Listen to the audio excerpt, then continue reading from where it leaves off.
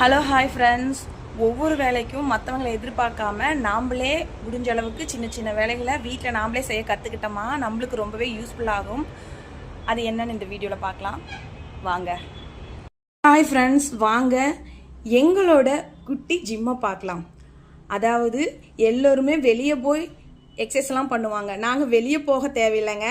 எங்கள் வீட்லேயே சொந்தமாக எங்கள் வீட்டுக்காரு எங்களுக்காக ஒரு ஜிம்மையே வச்சு கொடுத்துருக்காருன்னா பாருங்களேன். சமீப காலமாக இந்த ஜிம்மில் வந்து நாங்கள் ஒர்க் அவுட் பண்ணுறது இல்லைங்க. ஏன்னா வீடு கட்டிகிட்டு இருக்கனால அந்த பொருள்லாம் அந்த இடத்துல போட்டு வச்சுட்ருக்கோம். இங்கே தான் வண்டியும் நிறுத்திப்போம். இதில் என்ன பிரச்சனைனா லைட் எரியலைங்க. இருந்த லைட் வந்து பீஸ் போயிடுச்சு. லைட் எரியாதனால நைட் டைமில் வண்டி வந்து நிறுத்துறதுக்கு ரொம்பவே சிரமமாக இருந்தது.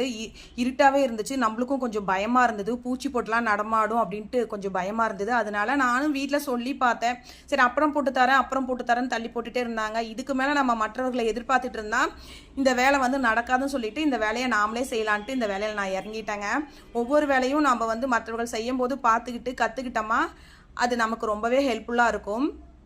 மற்றவர்களை எதிர்பார்க்கறத விட வீட்டில் இருக்கிற பெண்கள் எல்லா வேலையும் முடிஞ்ச வரைக்கும் கற்றுக்கிட்டு அந்த வேலைகளை செய்ய பழகிக்கணும். ஏன்னா மற்றவர்களை எதிர்பார்த்துட்டு இருந்தால் அந்த வேலை வந்து தள்ளி போய்கிட்டே தான் இருக்கும். அதனால முடிஞ்ச வரைக்கும் வீட்டில் இருக்கிற பெண்கள் எல்லா வேலையும் கற்றுக்கணும். இந்த வேலை ஆண்கள் வேலை, இந்த வேலை பெண்கள் வேலைன்னு பிரித்து பார்க்காம நீங்களும் இந்த மாதிரி கற்றுக்கிட்டு வீட்டில் இருக்கிற வேலைகளை செஞ்சு பழகிக்கோங்க.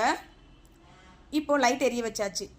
ஃபைனலி லைட்டை எரிய வச்சாச்சு.